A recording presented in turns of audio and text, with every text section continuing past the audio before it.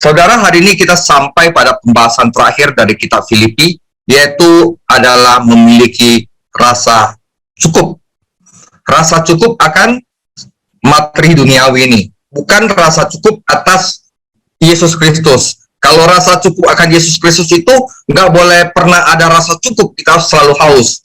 Tetapi kalau kita memiliki rasa cukup akan dunia itu adalah suatu anugerah yang sangat besar. Saya akan bahas. Nah, ini yang terakhir, sukacita dalam memiliki rasa cukup. Nah, saudara, saya akan mulai. Setiap kebaikan datang dari Allah, baik dari pemeliharaannya atau dari kasih karunia-Nya. Oleh karena itu, Rasul Paulus berterima kasih kepada Tuhan atas kebaikan orang Filipi kepadanya.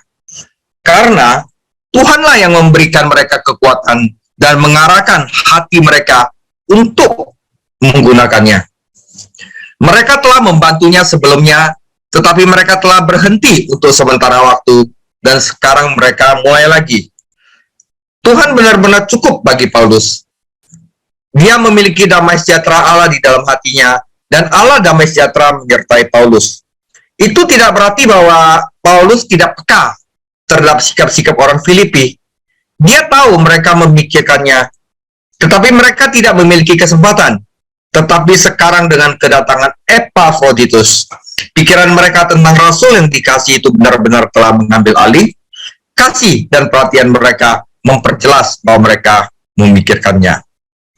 Kita baca firman Tuhan sedikit, ya. Filipi 4 ayat 10 sampai 14. Paulus berkata kepada orang-orang Filipi, "Aku sangat bersukacita dalam Tuhan bahwa akhirnya pikiranmu dan perasaanmu bertumbuh kembali untuk aku.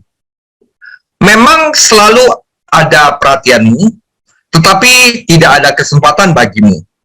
Nah, Paulus juga katakan terhadap orang Filipi setelah dia menerima bingkisan dan uang dari jemaat di Filipi, "Kukatakan ini bukan karena kekurangan, ya, sebab aku telah belajar mantano, mencukupkan diri, autakres, dalam segala keadaan.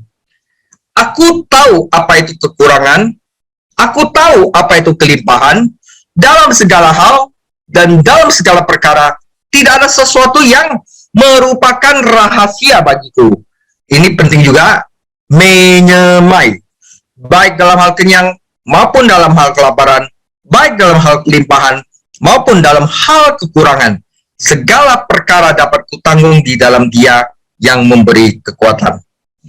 Namun baik juga perbuatanmu, bahwa kamu telah mengambil bagian dalam kesusahanmu.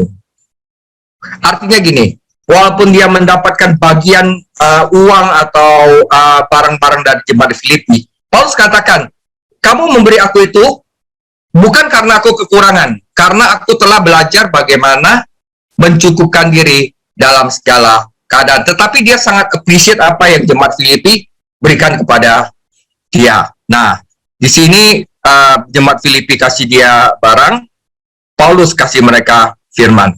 Nah, pertama, mantano artinya belajar. Nah, autakres di sini topik kita hari ini artinya contented, artinya rasa cukup, self-sufficient, rasa cukup, puas, dan independen, tidak bergantung lagi kepada orang lain. Nah, di sini kata belajar ada dua, yang satu mantano, satu menyemai. Menyemai itu artinya bahwa dia telah diinisiasi ke dalam suatu misteri, bahwa dia telah dimasukkan rahasia pikiran batin untuk mengetahui apa artinya rasa cukup.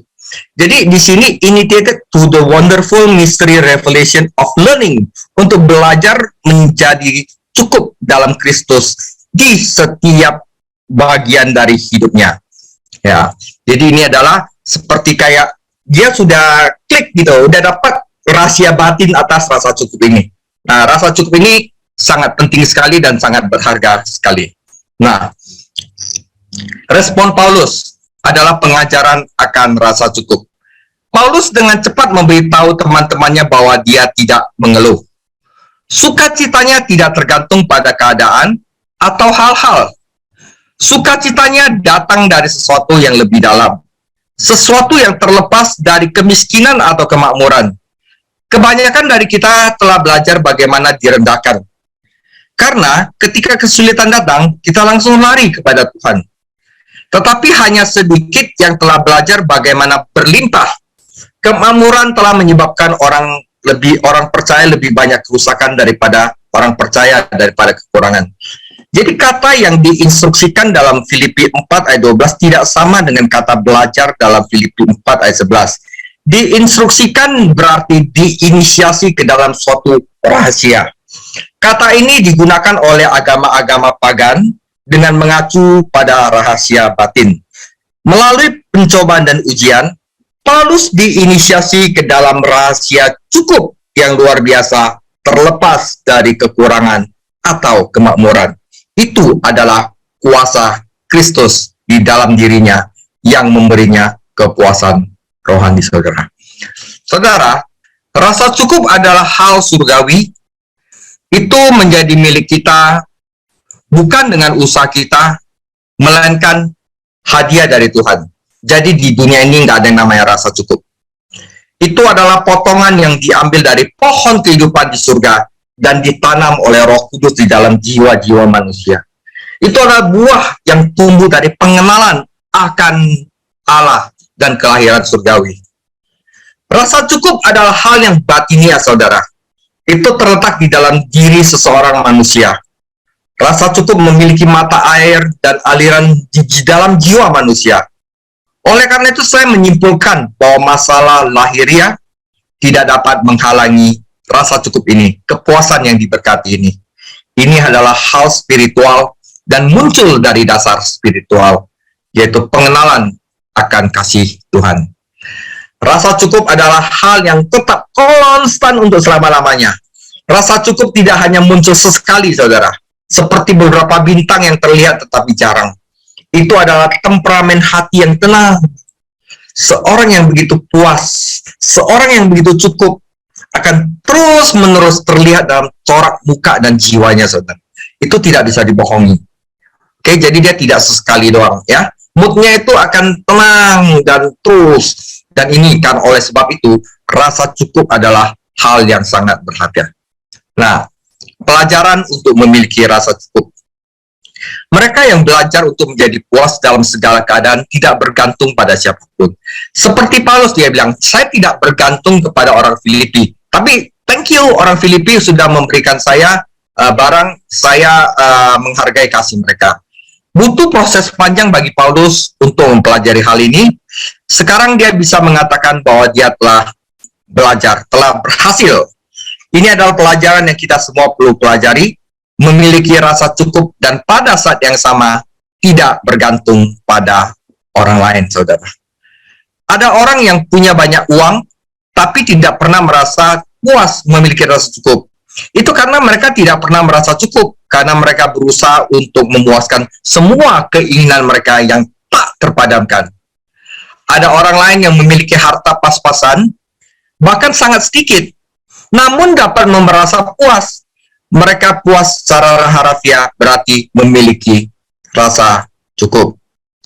Saudara, ada dua sumber spiritual untuk rasa cukup.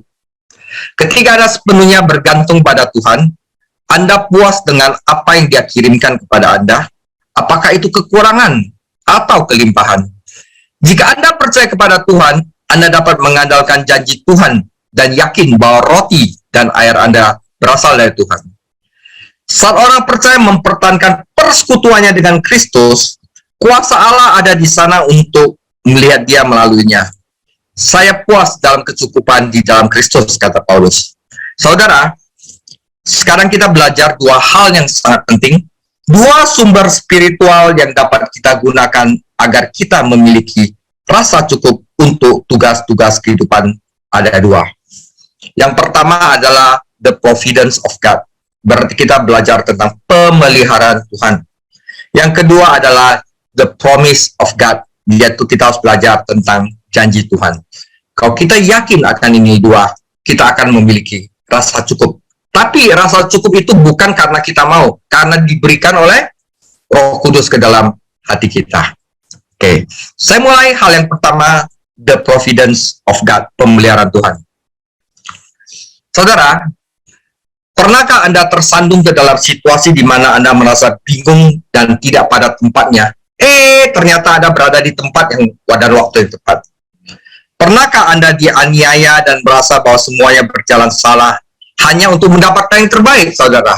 Sangat bagus ketika itu terjadi, bukan? Sesuatu berbunyi klik di dalam diri Anda, lampu menyala, dan semuanya mulai masuk akal. Anda berkata pada diri sendiri, itu tidak terjadi begitu saja. Itu bukan hanya kebetulan. Itu memang seharusnya terjadi. Dan itu benar, saudara. Itu bukan hanya kebetulan. Faktanya, di dalam dunia ini tidak ada yang namanya kebetulan. Segala sesuatu yang terjadi adalah bagian dari rencana.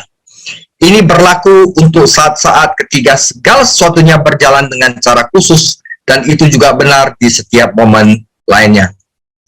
Saudara, segala sesuatu yang terjadi untuk suatu tujuan. Orang Kristen memiliki kosakata untuk ini. Kata ini adalah the providence of God. Dengan kata lain, pemeliharaan Tuhan. Oke. Definisi pemeliharaan Tuhan dari Heidelberg Catechism. Pemeliharaan Tuhan, providence of God, adalah kekuatan Tuhan yang maha kuasa dan selalu hadir, yang dengannya, pertama saudara, dia menopang dengan tangannya langit dan bumi dan semua makhluk, dan demikian mengatur mereka sesuai rencananya, bahwa daun dan bilah, hujan dan kekeringan, tahun-tahun berbuah dan tahun-tahun gugur, makanan dan minuman, kesehatan dan penyakit, kemakmuran dan kemiskinan, semua hal pada kenyataannya datang kepada kita bukan secara kebetulan, tetapi dari tangan Bapa di surga. Saudara, jadi tidak ada yang namanya kebetulan, hanya pemeliharaan Tuhan. Tidak ada yang namanya keberuntungan, hanya rencana Tuhan. Saya bisa ketemu GB Tanah Abang, itu bukan kebetulan, itu rencana Tuhan. Saya bisa kenal sama Pak Ios, itu bukan suatu kebetulan, tetapi itu adalah suatu yang telah direncanakan Tuhan atas hidup saya dan hidup Pak Ios. Nah, begitu. Jadi kita, kalau misalnya mengerti ini, kita orang nggak istilahnya pusing gitu loh, saudara. Ya, oke. Nah, dalam providence, dalam pemeliharaan Tuhan, ada 3 hal yang penting yang kita harus mengerti, saudara. Pertama itu, Tuhan menopang segala sesuatu. Ibrani 1 ayat 3. Ia adalah cahaya kemuliaan Allah dan gambar wujud Allah, dan menopang segala yang ada dengan firman-Nya yang penuh kekuasaan. Dan segala sesuatu di dalam hidup kita, kita ketemu siapa, tiba-tiba saya ketemu siapa di jalan, dan saya begini bagaimana, itu semuanya udah direncanakan Tuhan.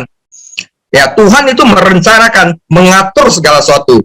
Efesus 1 ayat 6, sebab ia telah menyatakan rahasia kehendaknya kepada kita sesuai dengan rencana kerelaannya, yaitu rencana kerelaan yang dari semula telah ditetapkannya di dalam Kristus. Dan yang ketiga, Tuhan itu yang menyediakan kepada kita, dia akan memperhatikan kebutuhan kita. Matius 6 ayat 26, pandanglah burung-burung di langit yang tidak menabur dan tidak menuai, yang tidak mengumpulkan bekal dalam lumbung, namun diberi makan oleh Bapamu yang di surga. Bukankah kamu jauh melebihi burung-burung itu?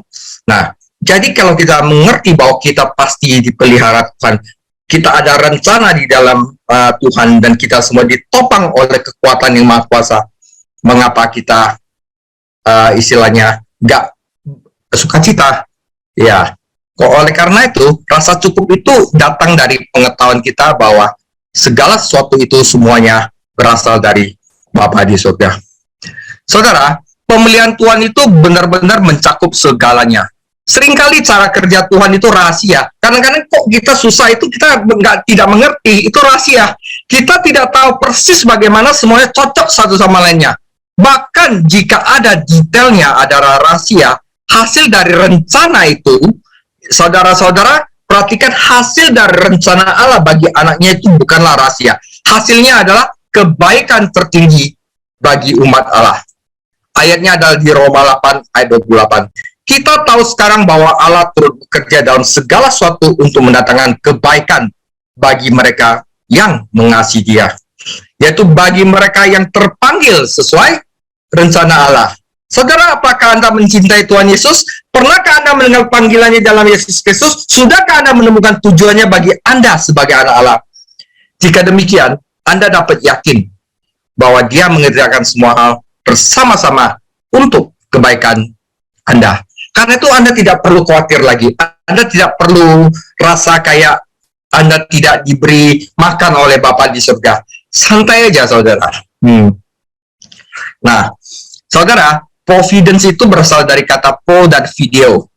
Tetapi firman Tuhan dengan jelas mengajarkan pekerjaan pemeliharaan Tuhan di dalam alam dan di dalam kehidupan umatnya.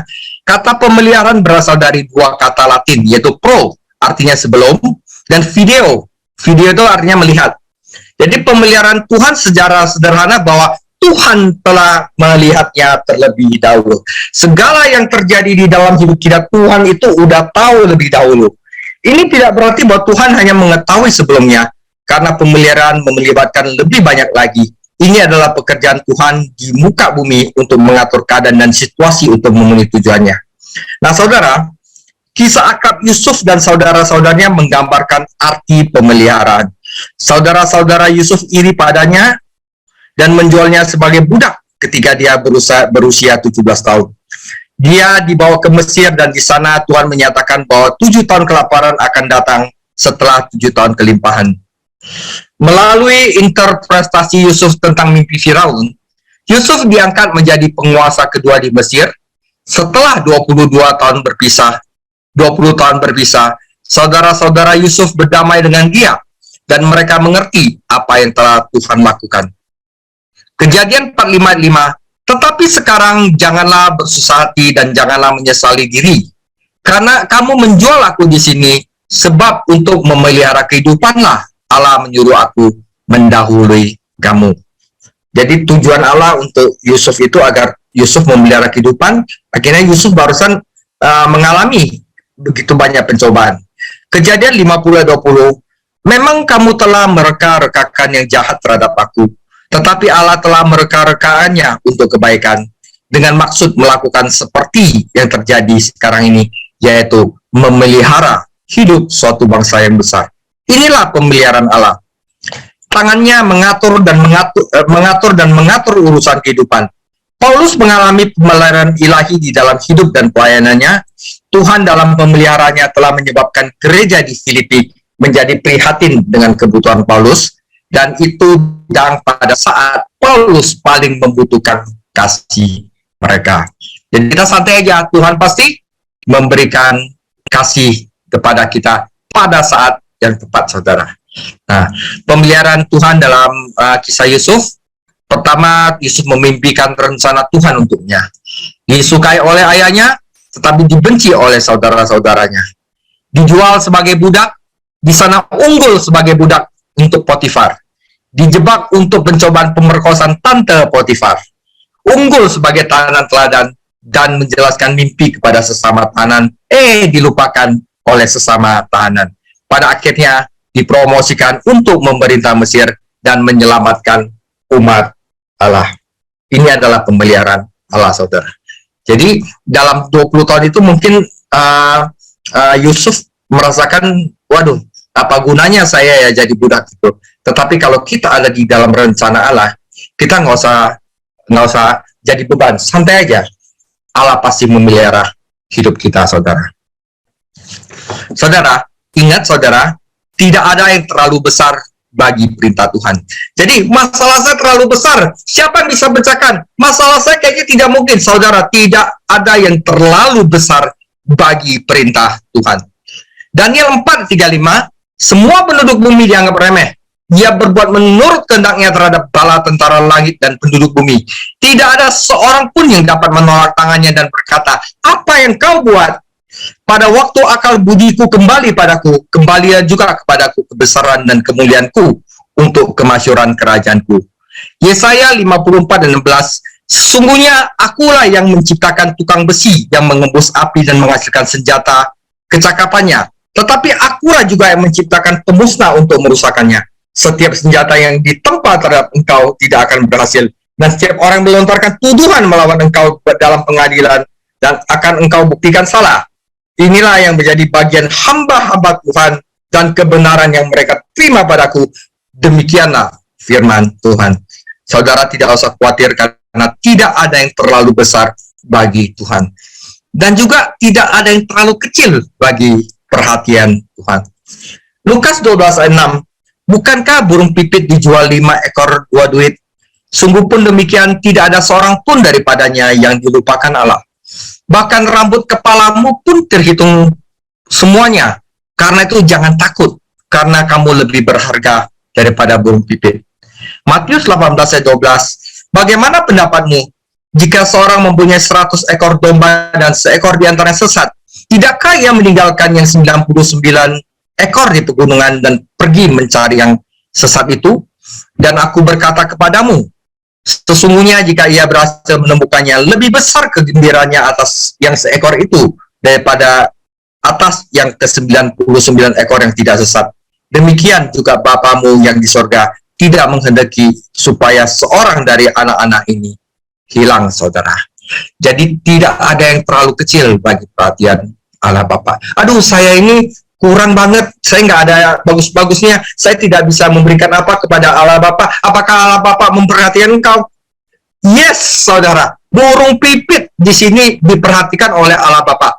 Apalagi manusia di dalam Tuhan. Ini confirm. Jadi tidak ada masalah yang terlalu besar dan tidak ada yang terlalu kecil bagi Allah Bapa untuk memelihara umatnya, saudara. Nah, tapi saudara harus tahu bahwa rencana Tuhan itu mencakup dosa manusia dan iblis, saudara. 1. Kehidupan Ayub dihancurkan oleh setan hanya setelah Tuhan mengizinkannya. Raja Saul disiksa oleh roh jahat dari Tuhan. Sensus Daud juga didorong oleh setan dan oleh Tuhan. Ahab meninggal setelah roh pendusta membimbing para nabi dalam rencana Tuhan untuk membunuh Ahab. Yudas dirasuki setan karena Tuhan juga berencana untuk mengorbankan Yesus Kristus bagi keselamatan seluruh manusia. Jadi Yudas pun bagian dari rencana Allah agar Yesus disalib. Kalau Yesus tidak disalib, maka seluruh umat manusia tidak dapat ditebus dosanya. Jadi Yesus juga, Allah juga menggunakan hati manusia yang jahat untuk memenuhi rencananya, saudara. Nah, dosa manusia, tapi rencana Allah yang agung. Kisah Para Rasul 2 ayat 23. Dia yang diserahkan Allah menurut maksud dan rencananya telah kamu salibkan dan kamu bunuh dengan tangan bangsa-bangsa durhaka. Tetapi Allah membangkitkan dia dengan melepaskan dia dari sengsara maut, karena tidak mungkin dia tetap berada dalam kuasa maut itu.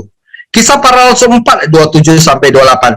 Karena sesungguhnya di kota ini telah berkumpul bersama-sama melawan hambamu yang kudus, Yesus yang kau urapi, baik Herodes maupun Pontius Pilatus bersama-sama dengan orang-orang bukan Yahudi dan orang-orang Israel, untuk yang ditentukan oleh tanganmu dan rencanamu.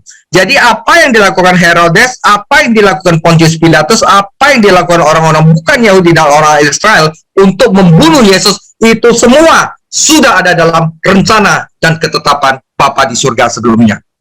Jadi itu pun dipakai oleh Bapa di surga. Nah, saudara, Bapa di surga adalah pencipta dan Bapa yang maha kuasa. Bapa kekal Tuhan kita Yesus Kristus yang dari ketiadaan menciptakan langit dan bumi dan segala isinya, yang masih menopang dan memerintah mereka dengan nasihat dan pemeliharaannya yang kekal, adalah Allah dan Bapakku karena Kristus putranya. Saya sangat percaya padanya, ya, sehingga saya tidak ragu dia akan memberikan apapun yang saya butuhkan untuk tubuh dan jiwa ini. Ya, saudara harus mempunyai sifat gini.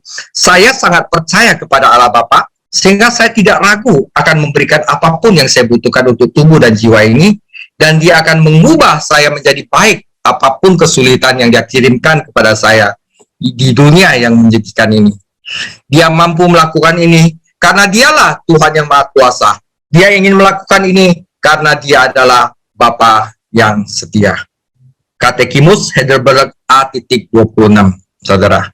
Nah, karena itu saudara, hidup itu bukan serangkaian kecelakaan. Hidup bukanlah serangkaian kecelakaan, itu adalah serangkaian janji.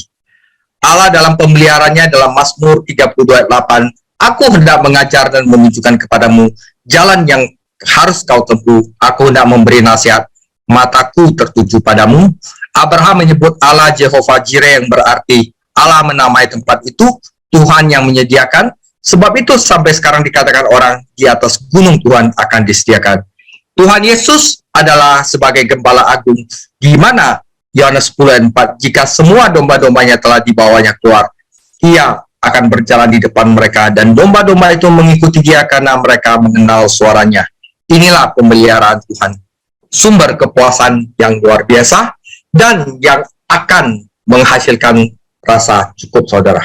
Jadi kalau kita mau ada rasa cukup, bagaimana? Kita harus mengerti tentang pemeliharaan Tuhan dan berjalan di dalamnya dengan kepercayaan sepenuh jiwa, saudara. Nah,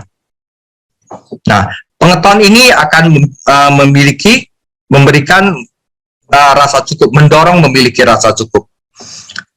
Anda dapat bersuka cita di saat khusus ketika semuanya berjalan pada tempatnya, atau bahkan ketika Anda tidak dapat memahami peristiwa-peristiwa, Anda masih dapat memperoleh kekuatan dari mengetahui tentang pemeliharaan Tuhan. Bagaimana pengetahuan tentang pemeliharaan Tuhan, providence yang tadi membantu kita dalam kehidupan sehari-hari, saudara, ini akan membukakan rahasia tentang memiliki rasa cukup, saudara. Kita bisa bersabar ketika ada hal-hal yang bertentangan dengan kita. Kita bisa bersyukur ketika hal-hal berjalan dengan baik. Dan untuk masa depan kita memiliki keyakinan yang baik kepada Allah dan Bapa kita yang setia, bahwa tidak ada yang akan memisahkan kita dari kasih-Nya. Semua makhluk begitu lengkap di tangannya, sehingga tanpa kehendak-Nya mereka tidak bisa bergerak atau digerakkan. Saudara, itu adalah bagian pertama, the providence of God. Sekarang saya masuk bagian kedua yang diperlukan manusia agar bisa memiliki rasa cukup, yaitu the promise of God, rasa cukup. Filipi 4 ayat 15 sampai 23. Kamu sendiri tahu juga, hai orang-orang Filipi, pada waktu aku baru mulai mengabarkan Injil, ketika aku berangkat dari Makedonia, tidak ada satu jemaat pun yang mengadakan perhitungan hutang piutang dengan aku selain daripada kamu. Karena di Tesalonika pun kamu telah 2 kali mengirimkan bantuan kepadaku. Tetapi yang kuutamakan bukanlah pemberian itu, melainkan buahnya, itu janji Allah yang akan memperbesar keuntunganmu. Kini aku telah menerima semua yang perlu daripadamu, malah lebih daripada itu. Aku berkelimpahan, karena aku telah menerima kirimanmu dari Epaphroditus, suatu persembahan yang harum, suatu korban yang disukai, yang berkenan kepada Allah. Allahku akan, ini janji Allah, saudara, Allahku akan memenuhi segala keperluanmu menurut kekayaan dan kemuliaannya di dalam Kristus Yesus. Dimuliakanlah Allah dan Bapa kita selama-lamanya. Amin. Sampaikanlah salamku kepada tiap-tiap orang kudus dalam Kristus Yesus. Salam kepadamu dari saudara-saudara yang bersama-sama dengan aku. Salam kepadamu dari segala orang kudus, khususnya dari mereka yang di istana Kaisar. Kasih karunia Tuhan Yesus Kristus menyertai rohmu. Saudara, bagian kedua adalah the promise of God. Ya, di sini Paulus melihat sebagai orang Filipi sebagai imam yang memberikan persembahan mereka sebagai korban kepada Tuhan. Dalam terang Maliaki 1 ayat 6 sampai 14, kita perlu mempersembahkan yang terbaik yang kita miliki kepada Tuhan. Maka Tuhan akan memenuhi segala keperluan kita, dan itu akan memberikan kita rasa cukup. Nah, Paulus tidak melihat karunia ini hanya datang dari Filipi. Dia melihat ini adalah sebagai pasokan kebutuhannya dari surga. Iman Paulus pada Tuhan Yesus, ya, ada kontras yang menarik antara Filipi 4 ayat 18 sampai 19. Kita dapat menyatakan seperti ini jika kita mengutip kata-kata Paulus, kamu memenuhi kebutuhanku dan Tuhan akan memenuhi kebutuhanmu. Anda memenuhi satu kebutuhan yang saya miliki, tetapi Tuhan saya akan memenuhi semua kebutuhan Anda. Anda memberi dari kemiskinan Anda, tetapi Tuhan akan memenuhi kebutuhan Anda dari kekayaan dan kelimpahannya. This is the promise of God, saudara. Ini adalah janji Tuhan. Jika Anda memberi, ya, dengan segala sesuatu yang Anda miliki dengan tulus sebagai persembahan korban yang harum pada Allah, malah janji Tuhan adalah Allah pasti akan memenuhi segala kebutuhan Anda dari kekayaannya dan kemuliaannya, saudara. Nah, ini perlu kita pelajari. Saudara, kisah pendeta muda yang berkorban bagi gereja. Seorang pendeta muda datang ke sebuah gereja yang telah terbiasa menaikkan anggaran tahunannya melalui perjamuan, pasar, dan banyak program, sehingga banyak hutang kepada pemasok jasa-jasa tersebut. Ya, jadi pendeta muda ini mengatakan kepada koordinator event gereja bahwa dia tidak setuju dengan program mereka. Ya, mari kita sama-sama berdoa untuk meminta kepada Tuhan untuk memenuhi setiap kebutuhan, katanya. Oke, dia telah berdoa, dia katakan begini, pada akhir bulan, saudara, bayar semua tagihan dan biarkan gaji saya yang terakhir, dalam kurung dia yang melakukan pengorbanan, dan biarkanlah gaji saya yang terakhir. Kalau misalnya nggak cukup, ya gaji saya nggak usah dibayar. Jadi jika tidak ada yang cukup uang untuk gaji saya, maka saya yang menderita kok, bukan gereja yang menderita. Tetapi saya tidak berpikir ada orang yang akan menderita. Nah, para petugas yakin bahwa pendeta akan menderita dan gereja akan defisit. Tetapi tidak demikianlah halnya. Setiap bulan, setiap tagihan dibayar full, dan pada akhirnya ada surplus di perbendaharaan untuk pertama kalinya setelah bertahun-tahun gereja itu mengalami defisit, saudara. Ini cuma kisah ya. Nah, saudara, penutup, Bapa di surga tidak berjanji untuk memenuhi semua keinginan hawa nafsu dan keserakahan dunia kita. Dia tidak berjanji untuk itu. Dia berjanji untuk memenuhi kebutuhan kita.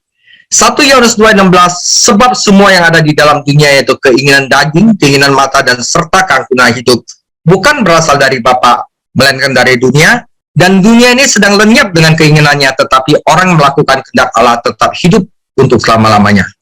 Ketika anak Tuhan berada di dalam kehendak Tuhan, melayani untuk kemuliaan Tuhan, maka kebutuhannya akan terpenuhi. Hudson Taylor sering berkata, ketika pekerjaan Tuhan dilakukan dengan cara Tuhan untuk kemuliaan Tuhan, gereja itu tidak akan kekurangan persediaan dari Tuhan. Kepuasan atau rasa cukup datang dari sumber daya yang memadai, yaitu sumber daya kita, yaitu pemeliharaan Tuhan dan janji-janji Tuhan. Sumber daya ini membuat Paulus cukup untuk setiap tuntutan hidup, dan mereka juga dapat membuat kita cukup, saudara. Saudara, akhir kata dari Bible Study surat Filipi ini, nah saya tambahkan ini, saudara.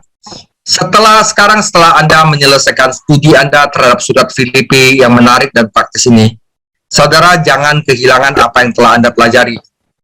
Hal yang terbaik dari studi Alkitab bukanlah pembelajaran, tetapi praktek kehidupan. Jadi berikut ini adalah beberapa saran untuk menjaga sukacita dalam hidup Anda. 1, saudara, serahkan pikiran Anda kepada Tuhan di awal pagi hari. Ini adalah bagian dari pengabdian. Oleh karena itu, aku mohon saudara-saudara, dengan belas kasihan Allah agar kamu mempersembahkan tubuhmu sebagai persembahan yang hidup, dan janganlah menjadi serupa dengan dunia, tetapi jadilah kamu diubahkan oleh pembaharuan pikiranmu, supaya kamu dapat membuktikan, mengenal apa yang baik, yang berkenan terhadap Allah. Jadi saudara, ya, berikanlah tubuh, pikiran, kehendak Anda kepada Tuhan dengan iman setiap hari. Kita contoh, kita perlu saat teduh selama 15 menit setiap hari, pagi. Biarkan Roh Kudus memperbarui pikiran Anda melalui firman Tuhan. Merenungkan Alkitab secara sistematis setiap hari adalah suatu keharusan jika Anda ingin memperoleh kemenangan dan sukacita. Jadi Anda bisa merenungkan Alkitab setiap hari, mungkin setengah jam untuk pemula, 1 jam bagi yang berpengalaman, mungkin 1-2 jam untuk para guru dan gembala, termasuk gembala kul, saudara.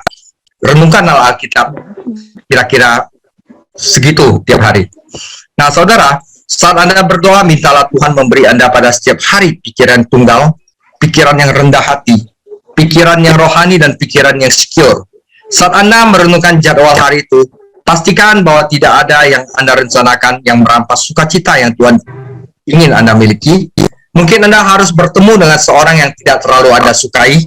Mintalah Tuhan untuk memberikan Anda pikiran yang rendah hati yang akan Anda butuhkan. Kemudian pastikan Anda memiliki pikiran tunggal, prioritaskan Kristus dan Injil, berdoa untuk kekuatan dari atas. 2 lagi, saudara, pada siang hari aplikasikanlah firman Tuhan jika Anda ingin menemukan diri Anda tidak kehilangan kedamaian dan sukacita batin Anda. Berhenti dan lakukan inventarisasi. Apakah saya memiliki pikiran tunggal? Apakah saya baru saja melewatkan kesempatan untuk memuliakan Kristus? Atau apakah saya sedikit memaksakan kehendak saya sehingga saya kehilangan pikiran yang rendah hati? Jika Anda menemukan Anda telah berdosa, maka segera akui itu kepada Tuhan Yesus. Jika memungkinkan, kembalilah dan perbaikilah kesalahan Anda. Ini termasuk aplikasikan firman pada kehidupan sehari-hari. Jaga pikiran Anda. Ingatlah nasihat Paulus dalam Filipi 4 ayat 8. Semua yang benar, yang jujur, yang manis, yang murni, yang menyenangkan, yang sedap didengar, yang baik, pikirkanlah itu. Ketika pikiran yang tidak baik atau tidak murni memasuki pikiran Anda, akui dengan segera. Jika Anda membiarkan, itu akan berakar dan tumbuh dan merampas sukacita Anda. Kadang-kadang setan akan melemparkan panah berapi kepada Anda, dan kadang-kadang dia akan menggunakan orang lain untuk melakukannya, gosip atau fitnah. Salah satu terbaik untuk mengalahkan jenis pikiran yang salah dengan mengisi pikiran Anda dengan firman Tuhan. Jadi luangkan waktu Anda untuk menghafal pikiran luar. Jadi setiap hari saudara hindari pikiran yang negatif. Yang 6 terakhir, ingatlah bahwa sukacita Anda tidak dimaksudkan untuk menjadi hal yang egois. Itu adalah cara Tuhan memuliakan Kristus dan membantu orang lain melalui Anda. Tuhan yang pertama, orang lain yang kedua, dirimu yang terakhir, dan hasilnya adalah sukacita. Jadi tiap hari saudara sharing kepada orang lain apa yang Anda miliki di dalam Kristus. Saudaraku, ini adalah akhir dari Filipi. Bersukacitalah, bersukacitalah, dan bersukacitalah di dalam Tuhan Yesus. Nah saudara, saya minta waktu lagi 5 menit untuk saya sharing mengenai prelude dari kitab Kolose. Prelude dari kitab Kolose, saya akan 5 menit. Nah saudara, kitab Kolose itu pada dasarnya adalah kristologi. Pelajaran mengenai Kristus Yesus. Kristologi yang tepat mencakup 2 hal yang penting, yaitu pribadi Yesus Kristus yang mencakup karakter dan sifatnya, dan pekerjaan Yesus Kristus yang semuanya tentang penebusannya di kayu salib. Yesus menyelesaikan pekerjaan dengan menebus mereka untuk menjadi tawanan dosa dengan mati di kayu salib dan membayar harga untuk kemerdekaan mereka. Semua yang diperlukan untuk mengambil bagian dari penebusan ini adalah bahwa iman bahwa Yesus adalah anak Allah, yaitu bahwa Yesus adalah Allah sendiri. Nah, kompromi apapun pada kedua bagian ini akan menghasilkan iman yang tidak berdaya, yang tidak mampu memberikan keselamatan dan kehidupan kekal di surga. Dan inilah gagasan besar di balik surat Paulus kepada jemaat di Kolose. Hanya pribadi dan karya Yesus Kristus yang dapat memberikan keselamatan. Ya, saudara. Jadi, saudara, di kitab Kolose itu adalah gereja Kolose itu dihajar dengan ajaran sesat di Kolose. Pertama ada Gnosticism, yang kedua adalah horoskop dari Iran, yang ketiga adalah astrologi timur, keempat adalah filsafat manusia yang kosong, kelima adalah legalism, keenam adalah mistism, keenam adalah aesthetism, yaitu ada namanya ritual spiritualism dan angel and iron worship. Ini semua menghajar gereja di Kolose, dan Paulus memberikan satu solusi, yaitu pengenalan akan Yesus Kristus. Jika kitab Efesus adalah mengenai gereja di dalam Kristus, tetapi kitab Kolose adalah mengenai Kristus Yesus. Karena di dalam dialah segala sesuatu diciptakan, segala sesuatu yang ada di surga yang di bumi, yang kelihatan dan tidak kelihatan, baik singgasana maupun kerajaan, baik pemerintah maupun penguasa. Segala sesuatu diciptakan oleh Dia dan untuk Dia. Dia terlebih dahulu dari segala sesuatu, dan segala sesuatu di dalam Dia. Ini adalah tentang Kolose. Ini adalah dia punya kurikulum Kolose. Kira-kira kita selesai akhir Agustus, saudara. Nah, di akhir Agustus kita selesai kitab Prison Epistle. Kita akan beranjak kepada Prophetical Epistle. Tesalonika akan selesai akhir tahun ini. Setelah itu tahun 2023 nanti saya akan dengan Pak Gem bahas apakah kita mau beralih ke surat rasul lainnya dan wahyu, atau kita mulai dengan foundational epistle. Ya, demikian firman dan penutup kitab Filipi. Tuhan Yesus memberkati.